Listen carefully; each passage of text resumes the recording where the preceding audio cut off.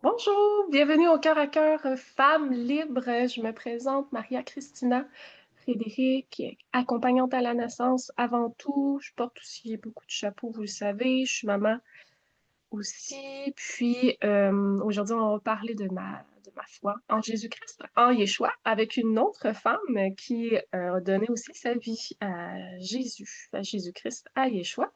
On reçoit Mélodie Gosselin-Huot, c'est bien ça? Yes, je l'ai vu sur Facebook. En fait, c'est qu'en ce moment, je suis de retour sur Facebook, puis j'ai vraiment l'appel de vraiment me rassembler, de connecter avec des femmes qui ont parcouru tous des chemins différents vers Dieu, vers Yeshua. Et son profil m'a piqué ma curiosité, puis je l'ai invitée, puis elle a dit oui, donc je suis vraiment heureuse de la recevoir. Comment tu vas, Mélodie, ce matin? Allô, Maria, Christina. Merci de me recevoir ce matin. Ça me fait un grand plaisir de parler avec toi puis de partager ma foi. Oui, parfait. Mélodie, la façon que je commence mes cœurs à cœur, c'est avec cette question. Mélodie, c'est qui? Puis, tu sais, dans le moment présent, comment tu présenterais Mélodie? Euh, Ben, bonjour, je me présente Mélodie et je ne suis qu'un humble serviteur euh, du Seigneur. C'est comme Hmm. ça que je me vois. Euh, le Seigneur m'utilise et je me laisse porter par la foi, par l'obéissance, qui est d'une haute importance pour moi. Excuse-moi, je suis un petit peu émue, Oui, mais je c'est ça. vois. Hem, j'ai 40 ans, j'ai un mari qui est extraordinaire, avec qui je sers le Seigneur. J'ai 2 on a 2 beaux garçons qui s'appellent Samuel et Jacob, qui ont 13 ans et 16 ans. Hmm. Ils font beaucoup de joie dans ma vie. C'est ça. Je me trouve extrêmement privilégiée de servir le Seigneur par la musique, à parler de lui. C'est quelque chose qui brûle vraiment beaucoup dans mon cœur, dans ma vie, dans mon esprit, de parler de lui à travers à travers la musique, à travers les paroles que je dis. C'est lui qui m'inspire d'écrire ces paroles-là et je me trouve tellement privilégiée que le Seigneur a littéralement mis tout à ma disposition pour que je puisse chanter et parler de lui comme que je le fais aujourd'hui et c'est un grand privilège. Alors, en tout cas, c'est ça. Wow. Ça commence en force, je te dirais. Ouais, le cœur à cœur est terminé. Bye bye. Non, wow! Un humble serviteur du Seigneur, puis tu dis qui a vraiment à cœur d'obéir. J'aimerais que tu puisses nous parler. Pour toi, c'est quoi l'obéissance? Ah! C'est tellement une bonne question. Ben, il y aurait tellement de choses que je pourrais dire à ce sujet. Ouais, je sais. J'ai vraiment une relation intime et authentique avec le Seigneur et puis, je désire profondément laisser sa parole, et son esprit agir en moi et puis, je veux sincèrement, le vivre en esprit et en vérité, heu, par mes actions, par mes pensées, par mes paroles, tout ce que je suis, tout ce que je fais, tout ce que je dis, je veux que ça soit empreint de l'esprit Hmm. et que lorsque l'esprit me parle, lorsqu'il me donne des instructions, lorsqu'il me dit: «Fais ci, fais ça», tu sais, je veux être toujours à l'écoute de ça et puis me lever immédiatement et faire qu'est-ce que je sais que faut que je fasse. Parce que Hmm. quand on est à l'écoute de l'esprit, on l'entend parler à notre cœur, puis il y a un plan. Et puis, je veux tellement faire partie de son plan, puis je veux être un outil pour que le Seigneur accomplisse son grand plan merveilleux. Je pense que quand on va être avec lui, on va capoter bien raide. Quand on va s'émerveiller, là. Quand on va réaliser tout le plan merveilleux qu'il y avait, qui s'est Mmh. accompli, puis qu'on va faire: «Ah wow, mais il m'a utilisé pour ci, puis pour ça, puis hey, une chance que j'ai été obéissante dans ce moment-là. Regarde cette branche-là qui a fleuri, hem, à cause tu sais, par la grâce de Dieu, à cause de mon obéissance». Je me dis: Mmh. «Imagine quand on parle à nos enfants du Seigneur, la portée éternelle et générationnelle que ça peut avoir». C'est Mmh. incroyable. Fait qu'imagine si on fait ça partout dans notre vie, quand on a cette pensée éternelle-là du plan de Dieu, je me dis: «Oh my gosh», je me dis: «Il compte sur notre obéissance, il veut qu'on soit obéissant». C'est d'une autre importance pour le Seigneur qu'on soit obéissant. Mmh mh. Et puis, ça a une portée éternelle, notre obéissance. Et puis, c'est pour ça que je désire profondément être obéissante et marcher par la foi, même quand je ne sais pas qu'est-ce qui va peut-être arriver, je le sais qu'il va être souverain, je le sais qu'il va être que tout ce que je fais n'est jamais en vain. Alors, je sais que je peux marcher d'un pas assuré, un pas à la fois, dans la foi, en sachant qu'il est bon et que tout concourt au bien de ceux qui aiment le Seigneur. Mmh. Et plusieurs questions qui ont popé dans ce que tu viens juste de dire parce que je sais que les gens qui vont regarder ce cœur à cœur, peut-être qu'ils ont pas donné encore leur vie, à Yeshua, à Jésus-Christ, ils se sont pas tournés vers le Père, puis que le mot obéissance peut faire peur, peut, refermer des cœurs, mais c'est quand on comprend que Dieu est tellement bon, que son plan est tellement bon, on connaît pas tout son plan, qu'on ne peut que juste obéir. Puis dire obéir, j'ai trouvé que tu dit le mot l'écouter, tu sais, de l'entendre, premièrement, de passer du temps dans sa présence, de prendre le temps de l'entendre, de l'écouter et d'agir après, en sachant très bien qu'on peut avoir confiance à ce qu'il nous propose comme truc à faire, comme parole de connaissance à sortir et tout. Puis j'ai envie de rebondir sur le fait que euh, d'aimer le Seigneur en esprit et en vérité. Ça me parle vraiment beaucoup. Puis j'ai envie que tu développes par rapport à ça. C'est quoi ça veut dire, ça? Aimer ou suivre? Aimer le Seigneur en esprit et en vérité pour toi. Je pense que c'est exactement ça, c'est de le vivre réellement, De le vivre. de le vivre réellement et de se laisser transformer par l'Esprit et Mm. de dire: oui Seigneur, j'accepte et je te laisse me transformer et je te laisse aussi, d'un certain sens, me casser.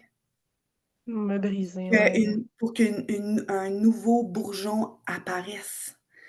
Tu sais, je te laisse me forger.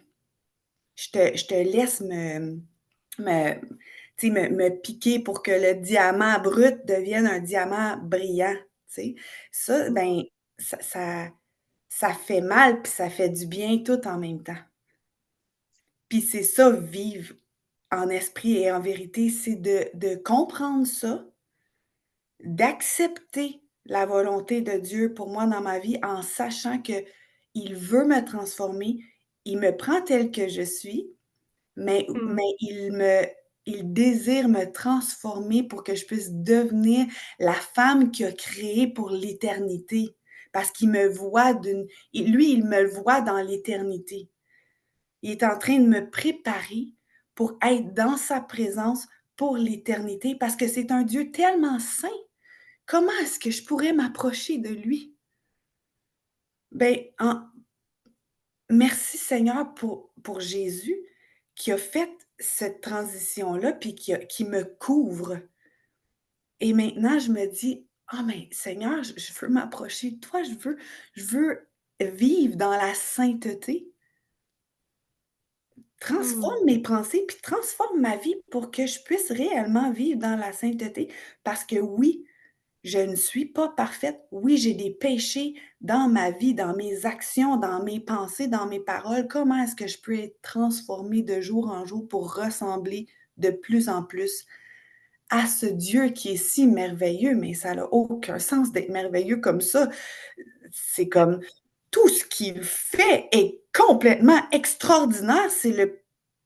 C'est un Dieu extrêmement rempli d'amour et toute sa créativité et sa patience envers nous, mais c'est tellement incroyable, ça n'a aucun sens que chaque être humain est tellement unique, chaque flocon est unique, chaque arbre, je veux dire, la liste, elle n'en finit jamais, à quel point qui est merveilleux, à quel point qui est grand, à quel point qui est bon.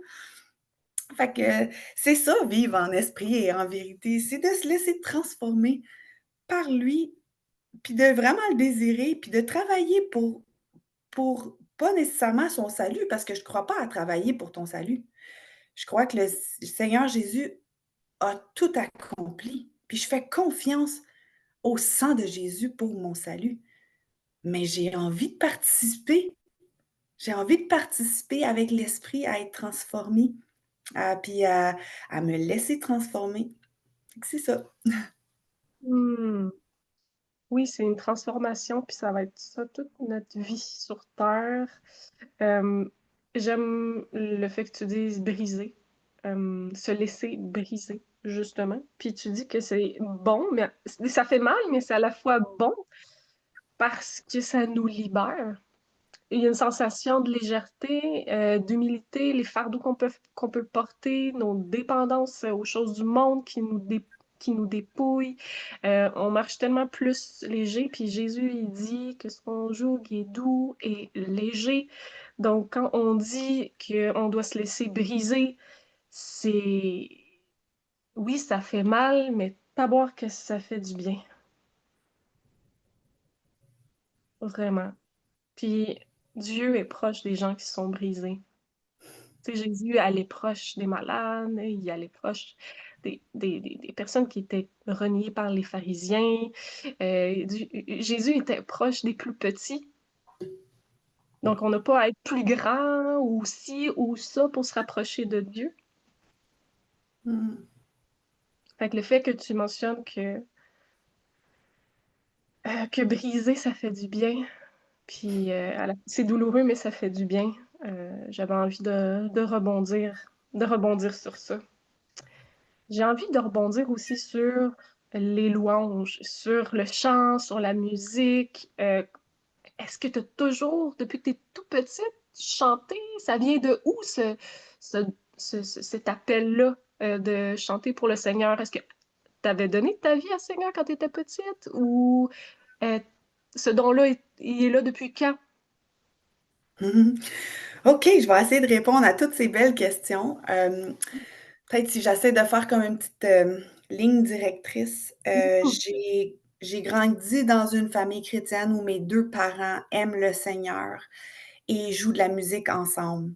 Alors mon Mhm. père joue de la guitare, ma mère chante, j'ai entendu toute ma vie mes parents pratiquer dans des louanges et puis ils faisaient partie de l'équipe de louanges. Ils ont fait partie d'Aujourd'hui l'Espoir. Mes parents, ils ont fait de la musique partout et souvent. Et puis j'ai grandi dans ça. Et Mhm. puis, on OK, ben, c'est ça. Fait qu'après ça, j'ai commencé depuis que je suis petite, j'ai commencé à jouer du piano, de la flûte traversière, j'ai pris des cours de chant.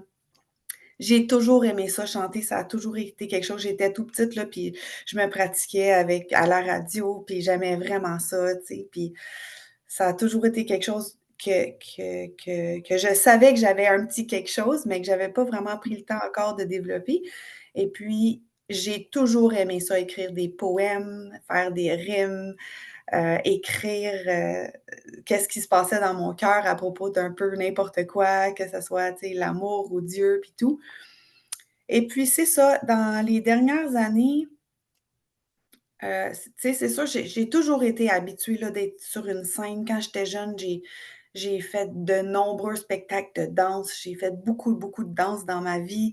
I got the rhythm in me. Fait que j'ai fait de la danse. Fait que j'ai toujours été habituée d'être sur une scène. J'ai jamais été mal à l'aise sur une scène. Fait que ça a toujours été quelque chose que je me sentais bien, tu sais. Et puis, j'ai commencé à écrire plus sérieusement durant la pandémie, quand que tout s'est comme un peu relaxé. Nous, ben, mon mari puis moi, je vais essayer de revenir un peu en arrière parce que ça pourrait aider aussi à Oui. comprendre, mais mon mari puis moi, on était responsables du ministère de la jeunesse pendant environ 17 ans à notre église. OK. Et puis, on s'est occupé d'un groupe musical de jeunes adolescents au sein de la jeunesse, puis on a élevé plusieurs musiciens.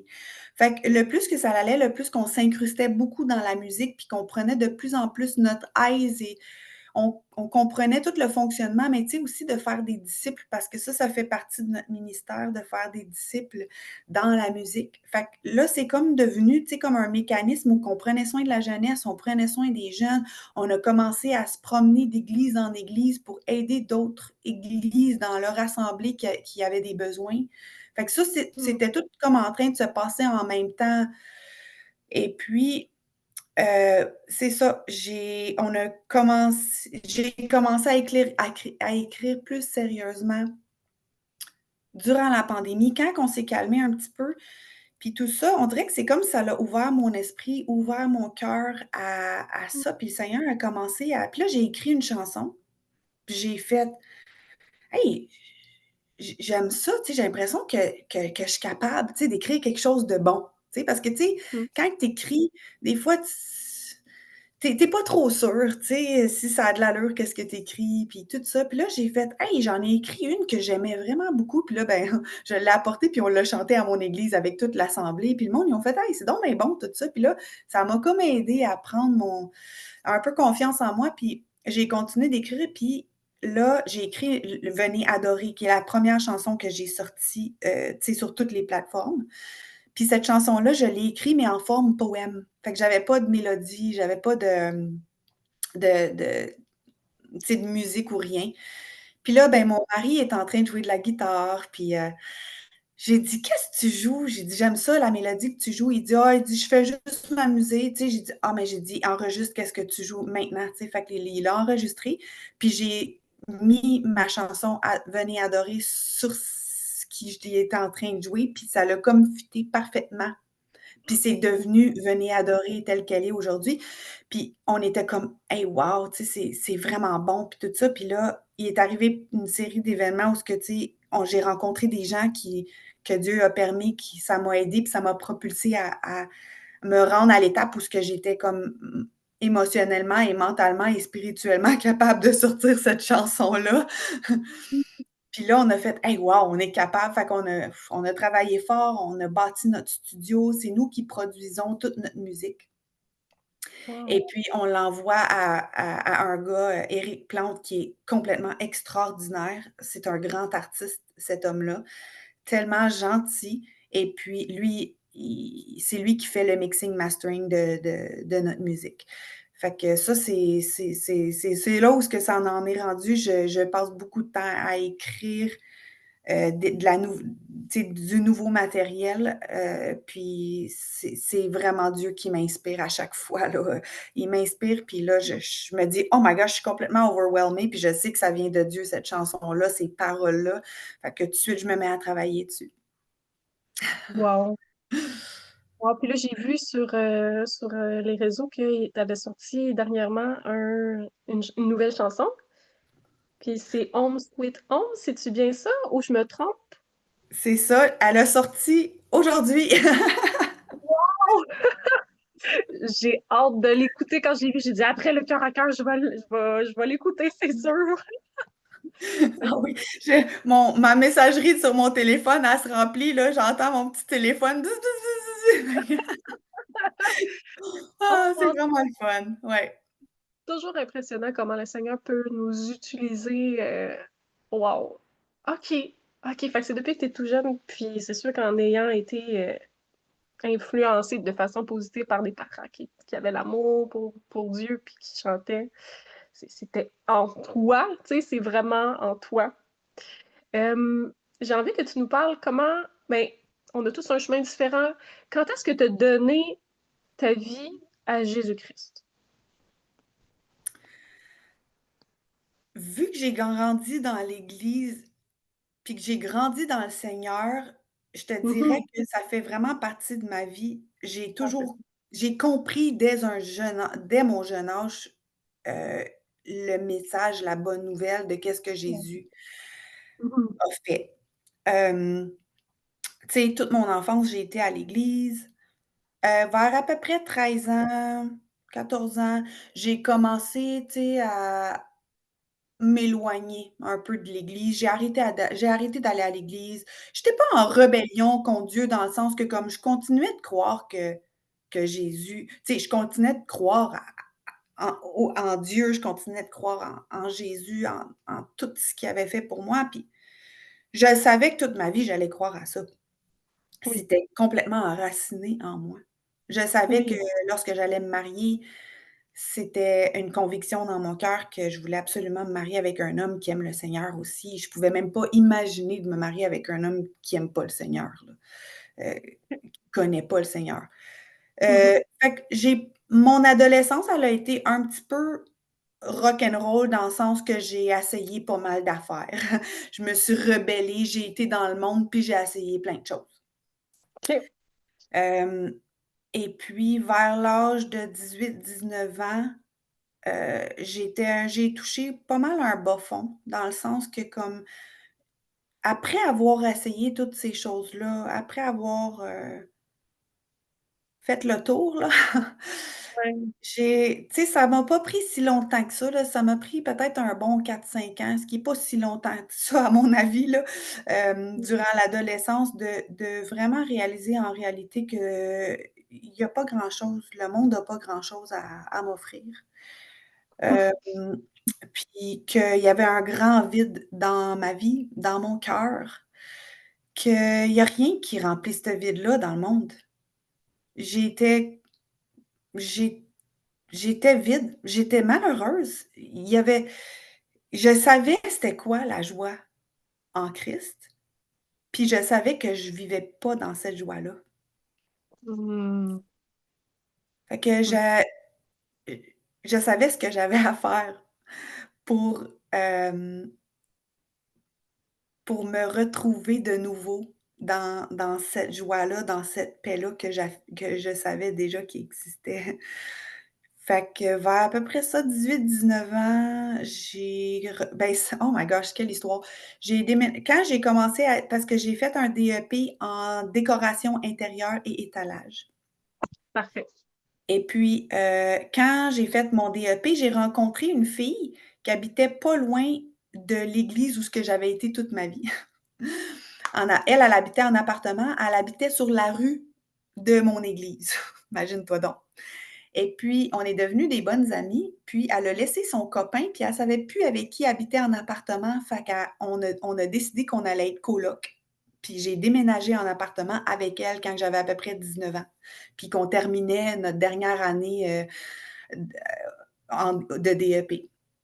Fait que ça l'a donné que j'habitais à peu près 3 minutes de mon église à pied.